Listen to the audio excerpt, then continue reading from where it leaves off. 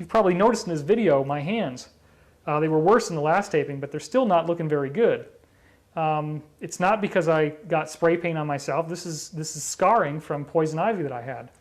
I'm not immune from having karma. I'm not immune from having really bad things happen to me because sometimes I don't figure out what I should be doing. What's the best use of my energy, my time?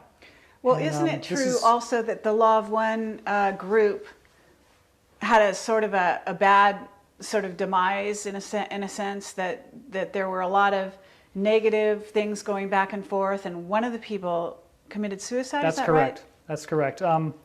This is not something that we usually discuss because it's kind of upsetting, but the man who was asking the questions in the Law of One series did commit suicide.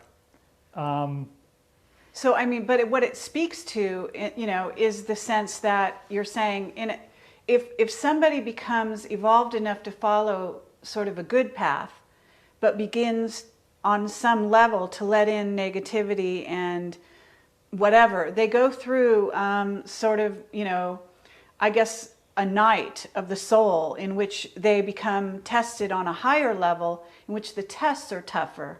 And if they don't pass, this is when you get, you know, car accidents, all this fallout. Yeah, serious injuries to the body, physical death in some cases, complete financial loss. Some people end up, you know, having to flee the country because they get in trouble with the government. The IRS audits them and they end up, you know, completely broke, bankruptcy. It's very, very common that you see people involved in channeling have their lives collapse. Because when you start giving a message to humanity, you have to live by it very strongly. And if you don't do that, then there's very serious repercussions. The questioner of the Law of One series, Don Elkins, kind of dwelled a little too frequently on the negative side because there were negative entities attacking their group, trying to kill Carla, the one who was actually doing the channeling. It's very difficult to be involved in this work. In the process of doing our film, several of the people involved in the film have had very serious health problems that almost killed them, actually. And this is the film, the Convergence film yeah. that you're working on? So maybe you could explain just in a short way what that film's about and what you're involved in. Well, the purpose of the film is primarily to express to people in an entertaining way that our minds are interconnected with each other. It's a very rudimentary but very important principle that you have to be able to absorb to understand how we're interconnected. The conventional person has had some kind of ESP at some point in their life, but they're not really sure if it's real. Once you understand that your mind is like a radio tuned into other people's minds, it's not separate from other people's minds, and when you think a thought, it radiates out into your environment and affects the people around you, that's a very powerful principle. So the desire of our film is to bring this knowledge out to the public without going into UFOs and without going into any of the really esoteric stuff I've been talking about with you guys. But I have put together a really elegant, fascinating body of scientific data showing how the mind is a conscious energy field. And we've arranged it into a trilogy of films. The one we're doing now is the first of that trilogy. It started out as just being a documentary, and then we decided we were going to do a dramatic film.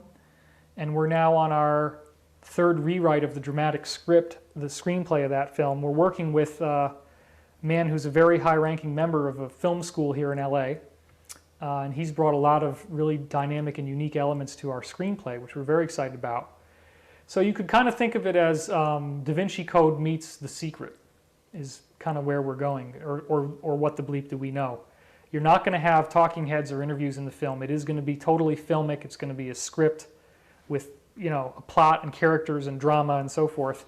But the science is going to come out in the course of the arc of these characters. There's not a whole lot more I can say about it because, frankly, you know, we're in rewrites and we don't even know where the script is going to go. It could change altogether. So great, but so this circles back around to the fact that that some people involved in the making of this film, you're saying, are being sort of attacked by a certain degree of negativity. Yep.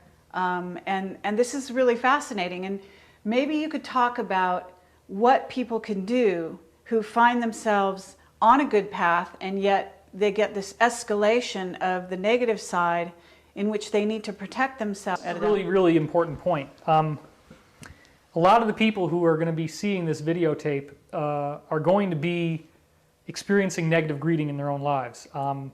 The more involved you try to get in healing and evolving this planet, the more negative greeting you're going to experience.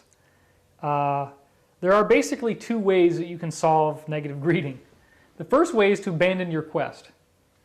If you're really getting your butt kicked and you're trying to do something for the planet, you can basically drop out of the race, get a normal job, marry, have a child, you know, become a muggle again, if you want to use the Harry Potter term, and kind of get out of the game, and the negative greetings will stop. They'll leave you alone. You won't have to go through all this hell. The other way is to be really, really diligent. If you want to be in service to the planet, it takes a life commitment. You can't go in and then pull out easily. One of the things that's important is the principle of honor again. If you make a solid commitment that this is what you're going to do, that you're going to be a spiritual teacher, you're going to be somebody who's going to try to evolve consciousness, you can't like sort of be into it one week and then not into it the next week. You have to stay consistent. It's a spiritual path. So it also is very important that you live by your principles. I have heard many, many stories, even back from the early mid-90s, of people who went on like seminars with channelers. And the channeler is giving one message to their followers in these groups, but then acting very nasty towards their people, like on the tour bus. Don't talk to me, you know, get away from me. And there's even one case in which it was a female where she was experiencing horrible karma on this trip, burning herself, falling, and people were realizing that this was because she wasn't living by her own teachings, but she completely wouldn't accept that. And the guy who I knew who was talking about this was one of the members of the trip and was actually heckling her about it, which is not a nice thing to do either. But in order to avoid negative greeting, the most important thing I can tell you is to choose your battles carefully. Don't get involved in something that you don't really have the time or the desire to complete. No one is requiring you to become some type of world figure, world savior. The most important thing that will keep you from negative greeting is preserving consistent harmony in your lives with yourself and with other people that are close to you. Negative greeting will happen to you when you lose the harmony with the people you're closest to, when you start arguing with them, bickering with them, attacking them, when you start getting selfish, when you start getting jealous, when you start feeling greed, when you start saying, I want to do this basically so I can make money because I want to spend money on myself.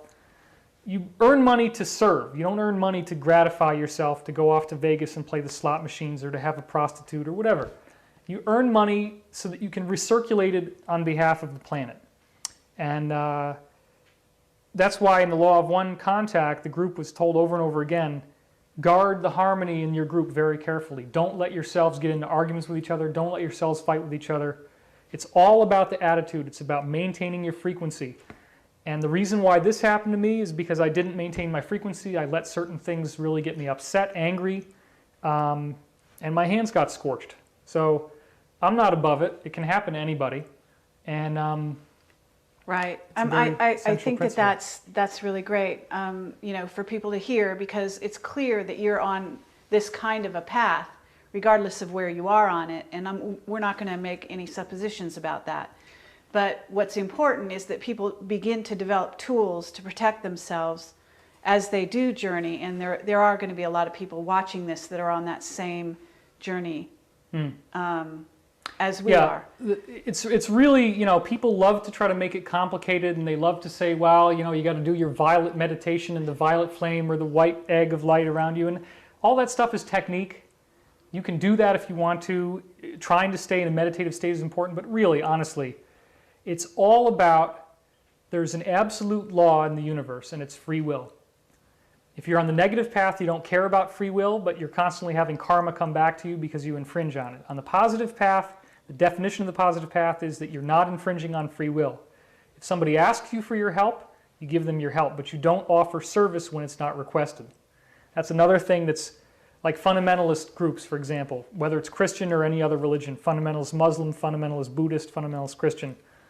If you're going out there and proselytizing people and saying, you're not thinking right, you're not believing the way you should, we have the answer, we need to tell you what's going on, guaranteed you're on the negative path. You cannot be on the positive path and be telling other people how to think or what to do with themselves, period. If somebody wants your help, that's great. So you put out a website, you put out videos like this. If somebody wants to watch it, they can.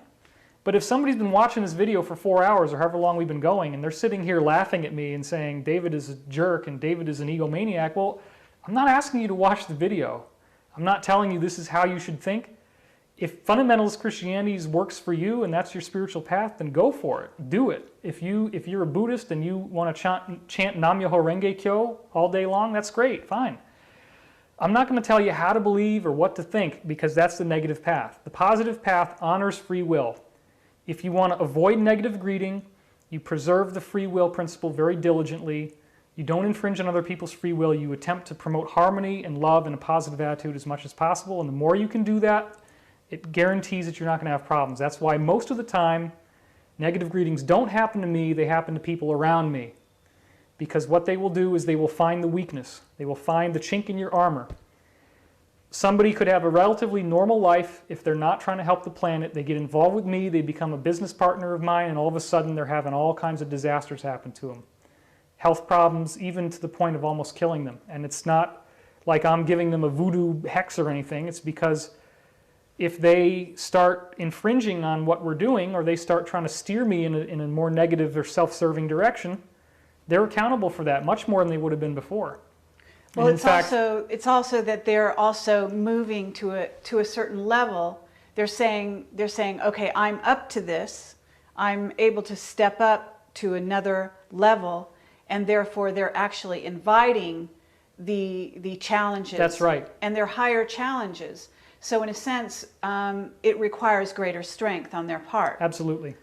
So it's actually on a certain level independent of you that the people around you they're stepping up is what they're doing, in their own way, as you are stepping up. That's true. And we see it all around ourselves that this kind of thing will happen. Yeah. So it's very important, though, also, just to backtrack a tiny bit, in which conflict has healing a bit, parts to it, so that to avoid conflict or to bury it is also not the answer. Absolutely, that's a wonderful point.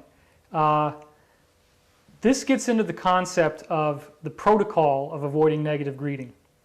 When you're being negatively greeted, you have an entity that's coming to you saying, I want to enslave you. There is a way to handle that, okay? You basically want to love the attacker. That's the part that nobody can get their hands around.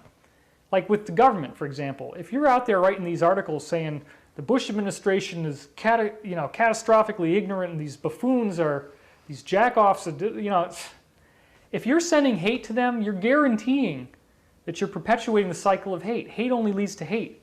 So you see the negative entity as being a person like you, part of the oneness that's confused because it believes in separation, it believes in pain and control and manipulating people. So you send love to the entity because you recognize that there's a part of yourself that's like that. There's a part of yourself that's manipulative and controlling and dominant. But you also draw boundaries. Boundaries is the key. Boundaries is where you say, I love you, I love you, but there are conditions because I'm not going to let you do this. I'm not going to let you infringe on my space. If every spiritual conundrum you found yourself in had a very simple answer, enlightenment would be simple. All you'd have to do is have a book, right? Like my book, for example.